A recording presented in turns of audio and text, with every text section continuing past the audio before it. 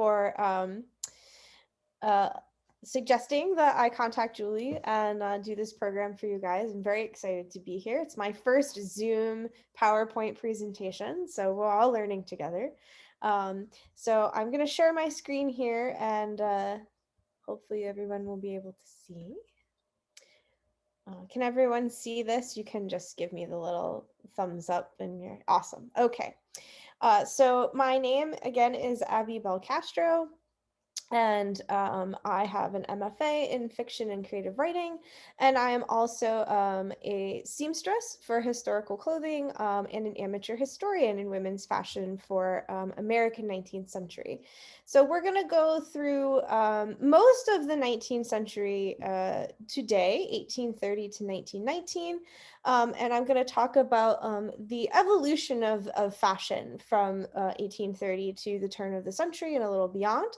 And if you have any questions, at the end, we'll have opportunities for some Q&A.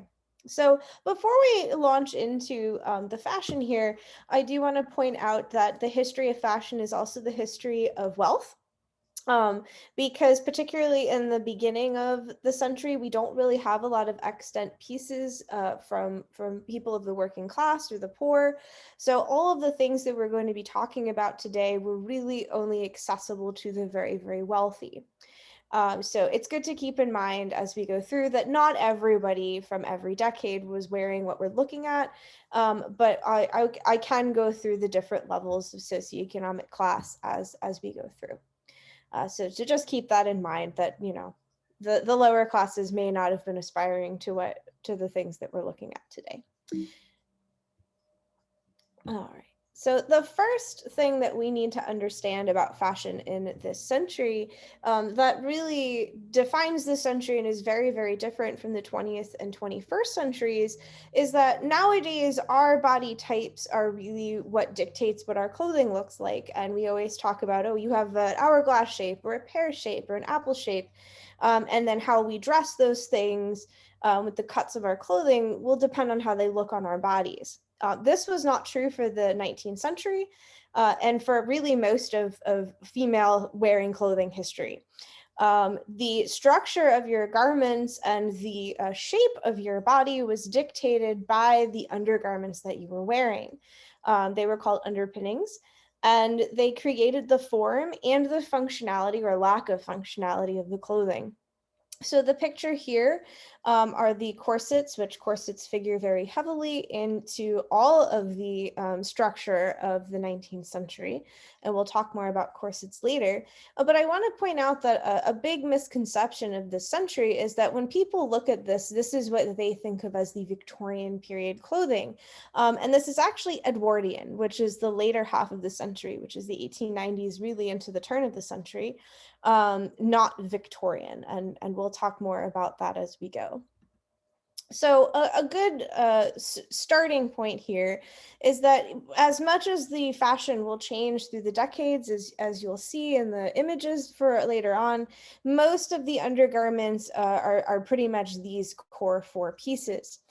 So all the way to the left, we have the chemise. It doesn't change drastically throughout the century. It is both the nightgown and your first layer of undergarment. Now, they did not wash their outer clothes very often in the past, both because heating water was difficult and scarce in many ways, and the lye soaps that were available at the time tended to wash the color out of their clothes. They also tended to use things like silk and wool, which are, as we know today, you have to get dry cleaned, and they didn't have dry cleaners. So what you did was you just had a lot of layers so that your outer clothing didn't touch your skin. Which means that the oils that create the dirt on our clothes didn't really get to the outer garment as easily. So the chemise would have been against your skin, and that would have been what collected a lot of the body oil and odor, and this was easily washed because you could wash it in lye soap and there was no color to drain. We also have pantaloons. If you notice here that this is an opening in between, they were crotchless, and this is for ease of going to the bathroom. They did not have plumbing and running water until really into the 19 teens for a lot of people. And so you would have been using either a chamber pot, an outhouse, or a privy. and trying to, take all of those layers up and off in order to go to the bathroom was just not conducive to the time period. So you would just squat over the chamber pot, and this opening would have allowed you the ease of going to the bathroom. We also have the petticoat here. Whoops, sorry. The petticoat here is from the earlier part of the century, probably 1830s. Depending on the decade, you would have had several of these that you would wear, both to give the structure to the skirt and hold it up, as well as warmth in the wintertime. And then the corset, which does change drastically through the decades. This one is from the 1830s. It is called a front busk corset. This busk would have been made of wood or ivory. Sometimes it would have been decorated by the person's loved one and then inserted in. Particularly, that was something they did for weddings. So the husband would actually carve the piece, and then she would slip it into her wedding corset, and that was to have him close to her heart. And this would have cinched in the back. But in this period, we have not yet created or mass-produced metal eyelets. So the idea of trying to get that kind of hourglass figure that we really think about when we think of the Victorian period or the 19th century wasn't really possible in the 1830s yet, because if you cinched that hard on this kind of corset, it actually would have ripped the fabric because the eyelets were simply hand stitched. So that's why we see this kind of sloping body style here. And then these are sleeve puffs. There was a sleeve style called the leg of mutton sleeve in the 1830s, and we need this extra fabric to give support to the sleeve so it didn't fall down the arm. As we move to the next slide, you'll see the evolution of the corset through the century. So we saw 1830s with that kind of very narrow front busk. 1840s, we still have this front busk here, but we have the addition of a hip gusset. And what that's doing is it's getting us closer to that hourglass figure that we think of as being Victorian. And by the end of the 1840s, we do start mass producing those metal eyelets, which will then allow us to get to that hourglass shape. So you can see it's starting to form here. It's just not very defined. Also, we've gotten rid of the sleeve puffs. The sleeve gets very narrow in the 1840s, so we don't need that support anymore. By the 1860s, 70s, which is mid-century, we are well into the hourglass shape. This is kind of its big moment. And you can see here that we have that very defined waist section. We also have an open fronted corset. So now you can put it on yourself. And you don't need someone to assist you as much. And again, we have those metal eyelets in the back, which are going to allow us to get that much tighter waist. Now, the reason the hourglass figure happens in this particular kind of corset is, one, we have a much bigger hip gusset, and we have a much fuller bust line. And when you cinch the waist, that excess skin has to go somewhere. And so it goes down here. So you get what is called the Victorian belly pooch. And then it accentuates the bust line as well. And that's what gives it that shape. As we go into the 1880s, we still see it's there a little bit, but we get a much more narrowed waist. You'll notice the hip gusset is small again. And we have a much higher top here and a much lower bottom. So instead of this kind of very tight hourglass, we're elongating the torso, still providing that support, still cinching, but now we're cinching in different places. And this is the precursor to the 1890s, the end of the century, which was called the S-bend corset. And this is the Edwardian period corset that most people think of as Victorian, but it's actually past the Victorian period. And the S-bend comes from this shape right here. So we are pushing the spine in, which then pushes the butt out. And it gives us this S curve that was very popular in this time period. We also see it's actually below the bust line here. And instead of the front bust here, now the lacing is in the front. So again, you can dress yourself, which was highly different than in the beginnings of the decade. in the beginning of the century. For the bottom half of our structure, we have the different levels of crinolines and cages. In the 1830s and 40s, we have a fairly simplistic petticoat here called a corded petticoat. These are cotton cords that have been sewn in, and you would have worn maybe 3, 4, or 5 of these, depending on the part of the decade, in order to give the skirt its structure. And again, it would have provided warmth in the wintertime. By the time we get to the 1840s and we're wearing about 5 or 6 of these, there's a lot of weight on the lower back, which was very uncomfortable, and nobody really wanted to put on that many layers, particularly in the summertime.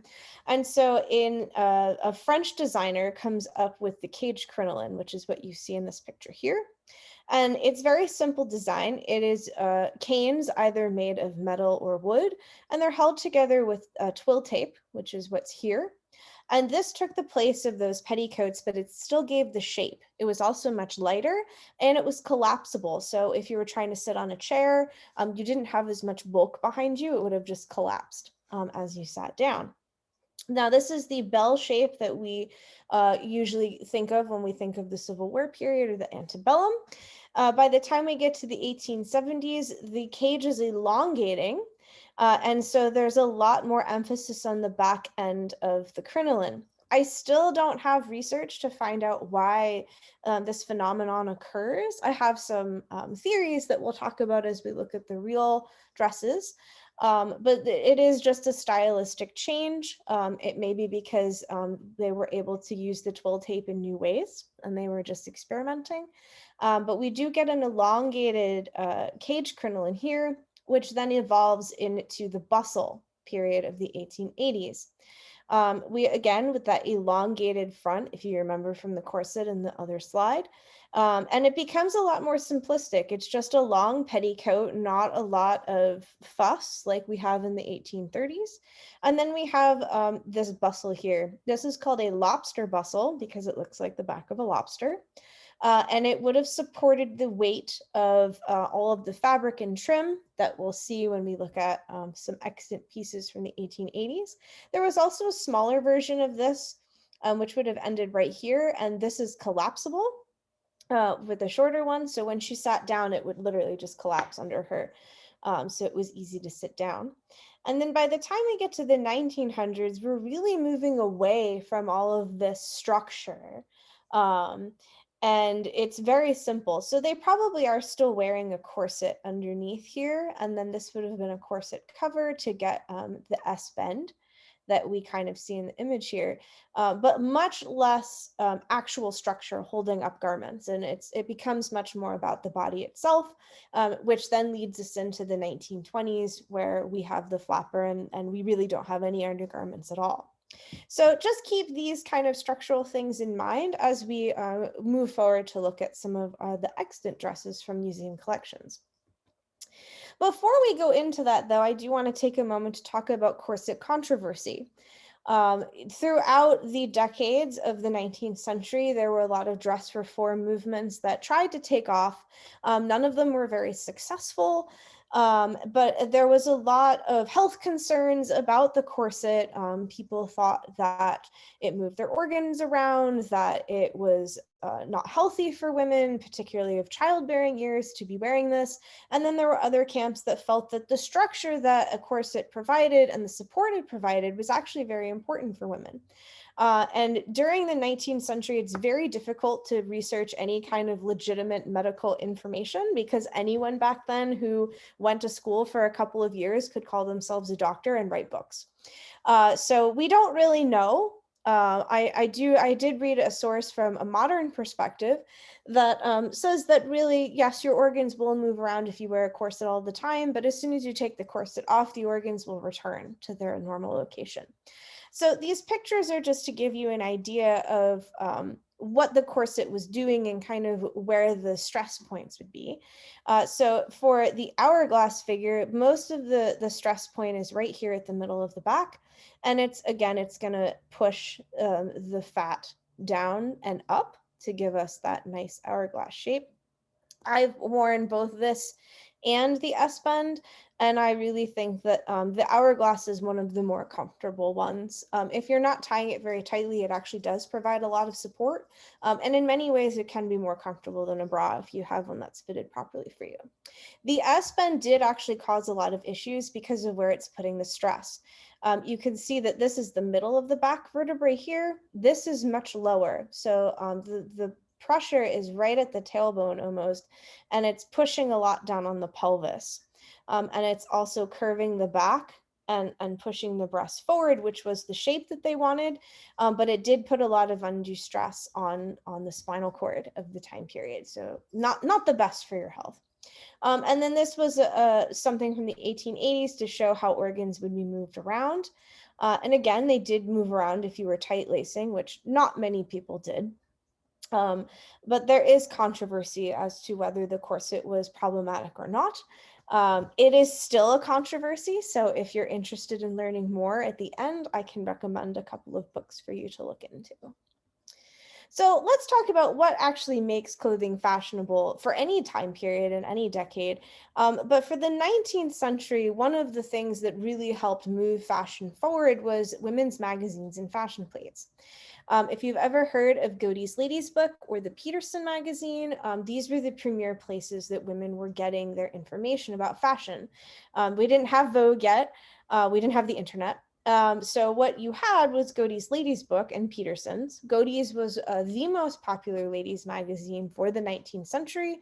It started publishing in 1838 and its last publication was in the 1880s. So it enjoyed a very long lifespan for publications of the time. It also helped employ women. Its editor, Sarah Joseph Hale, was female, and she was the editor basically until she was in her 80s. So she was with the magazine for most of her life. They also employed women to paint these fashion plates. So these plates would have been printed off of an engraving. And they would have been black and white, and then they would send the stacks out to women they employed who would hand paint them with watercolors. So sometimes it's fun if you end up finding these in an antique shop. A lot of times what the description of the dress is doesn't actually match the colors because they were not all mass produced by the same company. They were individual women doing individual paintings. So if you find one that doesn't match, it's a really fun thing. So these are really how we were getting our information, both about what colors were popular for a season, the changing types of styles and trim. And so I've done here kind of the gambit of what would have been available. So this would have been from their first publication in 1838, all the way to one of their last publications in the 1870s. And you can already see just in these couple of images how much dresses change as we go through. We also have global fashion icons, just like we do today. For the 19th century, there were three distinct people. Elizabeth Eugenie, the Queen of Hungary and Austria, was considered one of the most beautiful women in the world at the time.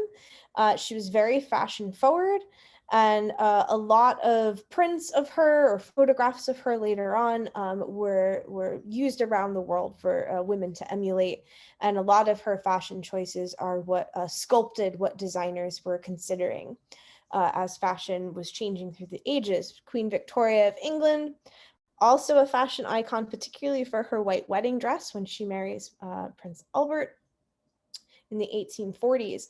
Up until this time, wearing white for a wedding really wasn't popular.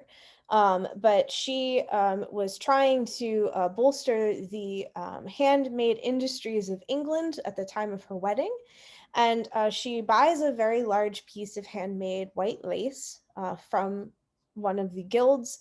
And so she chooses white as her color for her wedding dress to match this lace. It had nothing to do with white being for purity or any of that. It just happened to match the lace that she bought.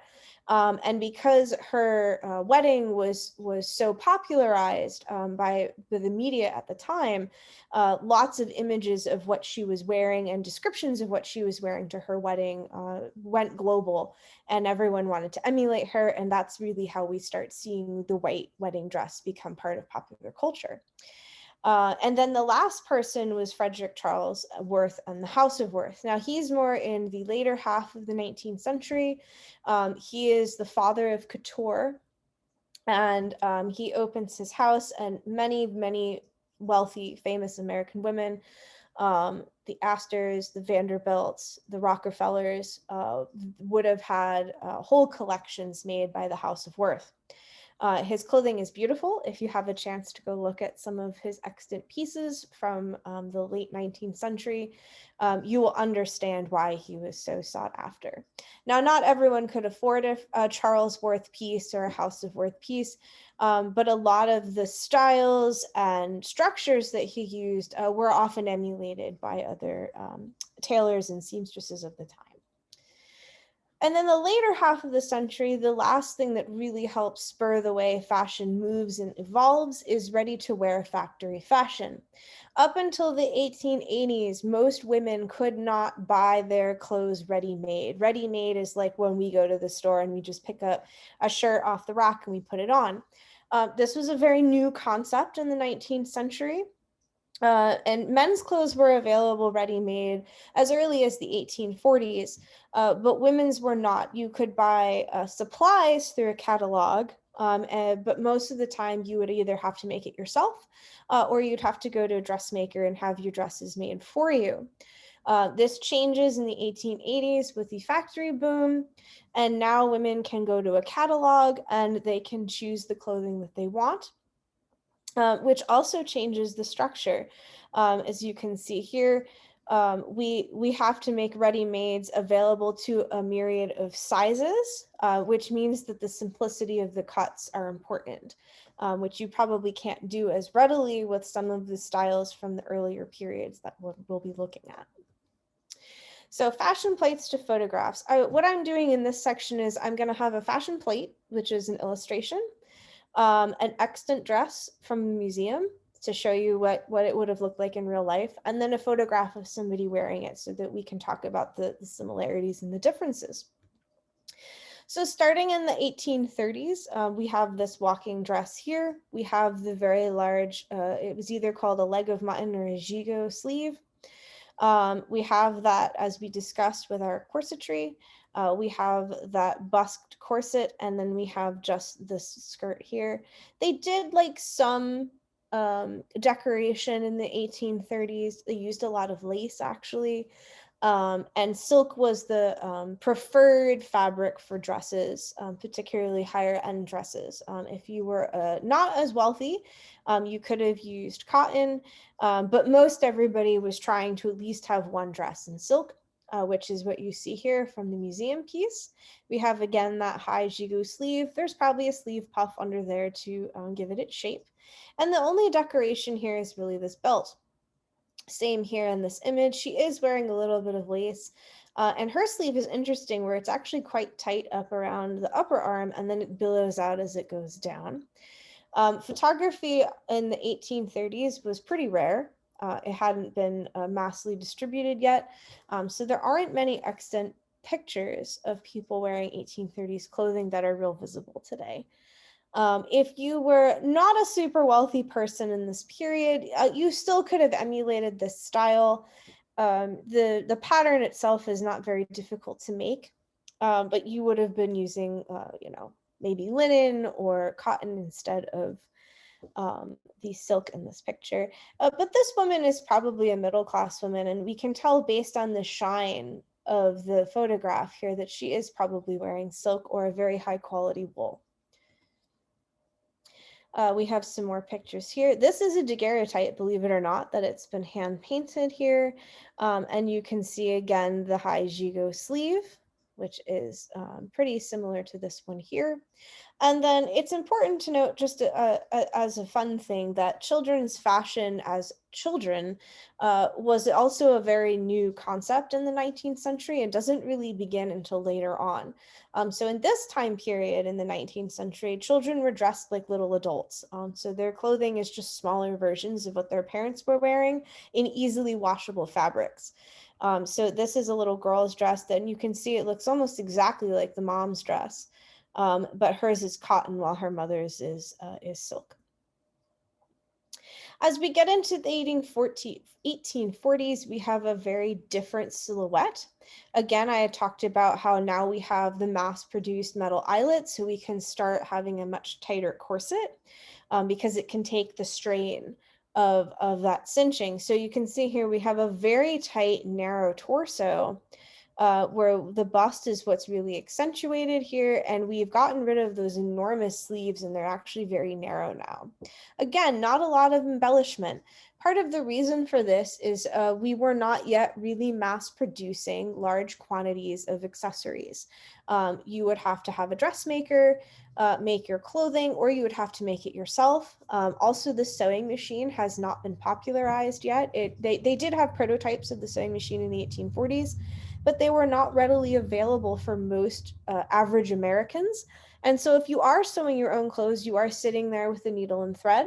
It takes a long time, and you just want clothing to wear, and so you're not going to have a lot of embellishment unless you can afford going to a professional seamstress to do so.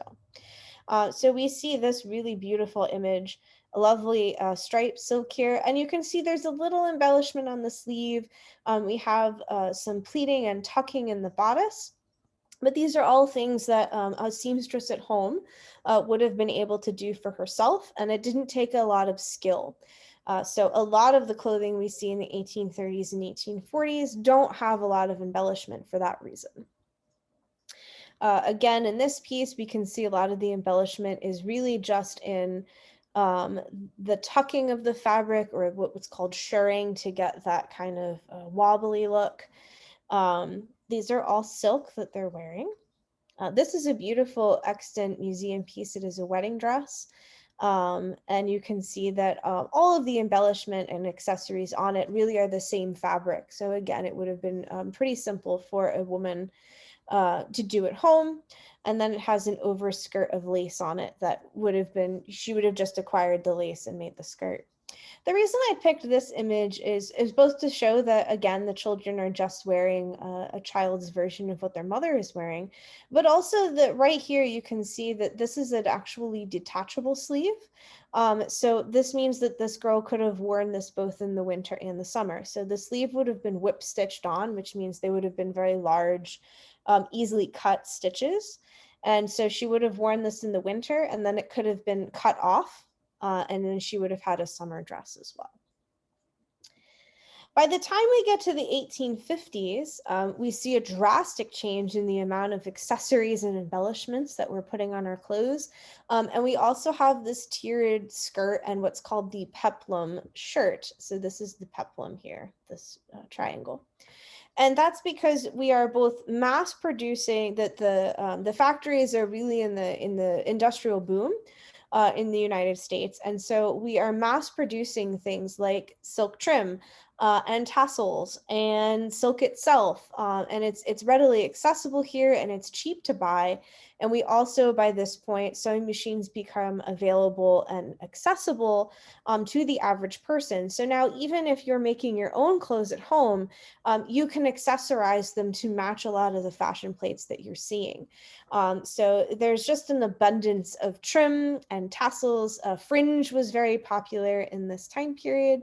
And the tiered skirt was a way to show off wealth. It takes a lot more fabric to make the tiers. Each of these dresses takes about 8 to 10 yards of fabric. If you've ever been to a fabric store, you know how expensive that can get. And so if you have the tiers, that's just doubling the amount of fabric that you need. And then to trim all of that is incredibly expensive because of the amount you need. And so it was a way to show off your wealth to the people who were looking at you. And you can see how bombastic it can get here. I mean, there's like 4 or 5 layers here. We have those crinolines underneath holding up all of the skirt. Same here, that this is an abundance of fringe. And this actually is probably more, the fabric is closer to what we would consider to be upholstery fabric, but it also would have helped keep you warm if you were in the winter time. The 1860s, things tend to get much more severe and a lot simpler. And part of that was because the Civil War was going on. And it was seen as unpatriotic if you were wearing a lot of excess, because all of the money that you were spending on that excess could be going to the war effort. For the Southerners, in many ways, they didn't really have an option to accessorize anymore, because the blockades along their port systems were keeping materials from coming in. And because the South, what the South did was get rid of, they exported a lot of raw materials, and then they basically bought them back as ready-made pieces. So that can't happen once we have the blockade. So we see that, we get rid of those tiered skirts. We have just a very simple skirt for the most part, aside from this image here. We tend to not have a lot of embellishment on the skirt at all. Most of the focus is on the bodice. And we are very much in that hourglass time period. And everything about the 1860s dress is going to accentuate this. From the sleeves, so we have two sleeve options here. We have the bell sleeve, which is open, and then we had what was called the coat sleeve, which fit a little tighter to the body, but had some weight to it. And I love this image here from the 1860s. Photography was also much more readily accessible by the 1860s. We have a lot more extant images of what people were wearing, which helps to give us an idea of the breadth and diversity of the kind of styles that women were choosing to wear, just like today. And I love this image because it really shows you all of the personalities and differences that go with dressing oneself. So even though everyone had a similar shape, right? Everyone has that hourglass based on the structure of the undergarments they're wearing. They're all choosing to wear different things. I mean, this woman's wearing what's called a sheer dress. So you can see that the sleeve is probably see-through, and then she has put it over some cotton. This woman's probably wearing a silk dress based off of the way the light shines. So is this woman. This woman's probably wearing cotton. So we have a lot of different prints. We have a lot of different fabric choices. This woman's got buttons and this woman does not. They have different collars. So it just goes to show that, even if we all look the same structurally, there still was immense diversity in personality and personal choice in the kinds of clothing that was being worn throughout the century. By the time we get into the 1870s, things get pretty wild. Again, remember back to our structure.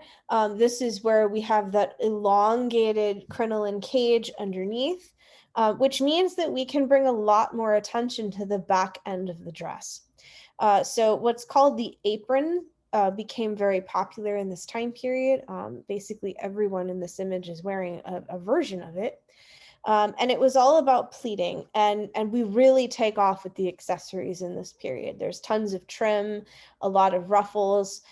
This was the more is more decade, where the more you could put on the dress, the better off you were.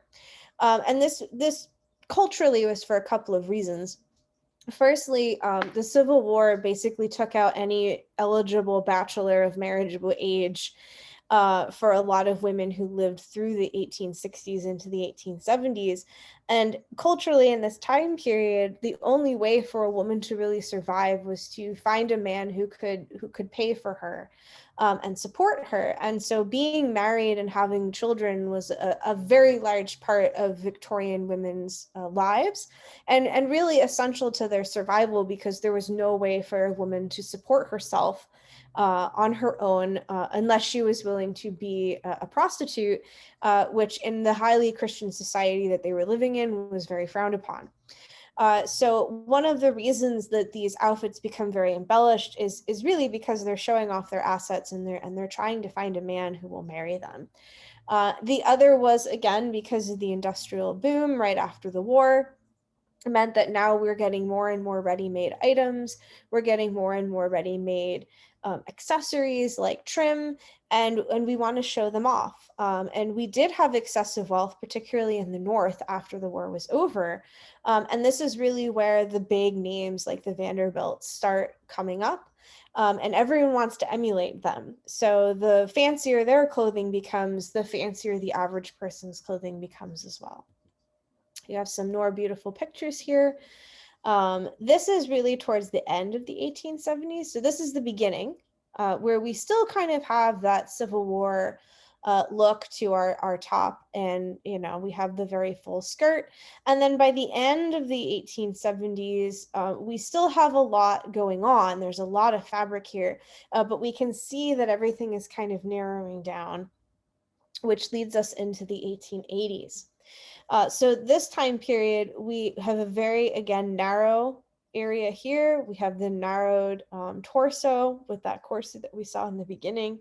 And the big thing about this time period is pleats. They love pleats. We have the bustle, but everything is much closer to the body. And one of the reasons that this epic change happens is because people start vacationing in the 1880s, which seems like this would be a really weird connection for why this has something to do with fashion. But the kinds of vacations people were taking were to Niagara Falls or upstate New York to the Adirondacks. People were able to travel with the train systems that had been in place for the last 20 years, and so they were going out to the Rocky Mountains. And this meant that there was a lot of extensive physical exertion that women were doing. And so having this enormous hoop or this kind of elongated cage crinoline was just not practical anymore. And so as things become narrower to the body, we still have the excess of this period. But if you're pleating and keeping it close to the body, it means you have less restrictive movement. And as we see here in these pictures, women do start getting into outdoor activities. Believe it or not, these women are on a hike. Yes, they are completely corseted and they do have their bustles on and all of their extraneous accessories. But this is clearly much easier to move in and to be physically active in than anything that we were looking at in the 1870s. And also we see a change in fabric. So where we were wearing mostly silk before, we now see cotton dresses, we see wool becoming very, very popular. And they actually made suiting fabrics, or what they called things for physical exertion, that would breathe a little bit easier.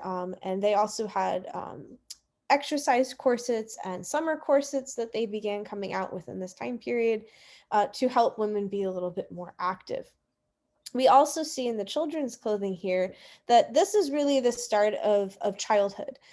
So prior to around the 1860s, the idea that childhood was an important part of our growing up experience did not exist. You were just treated as a little adult and you figured it out from there. But the 1880s and forward really starts to be like, well, but children are different than adults and we need to treat them that way. And so we see that they're not wearing little versions of adult clothing anymore. They are wearing clothes made particularly for children, which was a new evolution in fashion of the time. By the 1890s, we're moving into that Edwardian era I talked about at the beginning. And this is really what people think of when they're like, oh, it's the Victorian era. It's actually the Edwardian era. And we have the S bend here that we start to see. We do have puffy sleeves again. They do make a comeback, but not to the extent that the 1830s were, and they don't last very long. They're really only for a couple of years in the beginning of the 1890s. And we are into the ready-wear fashion availability time period. And I don't know if you notice in these images, but people look very similar because they could all buy their clothes at the same catalogs or the same places. So the Sears Roebuck catalog would have carried a lot of these things. And this time period is really, I mean, we always see it, but this is really this time period where we start to see a dichotomy between what the lower classes are wearing and the upper classes are wearing. Ready-made clothing means that everyone has access to fashion in a way that they didn't really previously. And so what we'll see in our next images here is how the wealthy keep themselves above everyone else. So one of the ways we do that is we use very flimsy, thin fabrics that easily rip, they're easily soiled and torn, and they're covered in lace and many, many layers. This would have been very difficult for a home seamstress or even a professional seamstress being hired by a middle class person to make. And it was always very difficult to keep these kinds of garments clean and without tears or holes because they so easily ripped. Which looks very different from, we can see that, these kinds of outfits probably made of cotton, maybe some silk, but for the most part look pretty durable, very starched, easily laundered, and really easy to replicate over and over again, which you would need for ready-made. These are not. These obviously look like one-of-a-kind pieces, probably made by this is a Worth piece from the House of Worth. So a lot of care and hand stitching went into this, which would have been very difficult for a middle class or a poor person to emulate. And we can see the difference here. So this is a wealthy garden party that would have been attended by the Vanderbilts.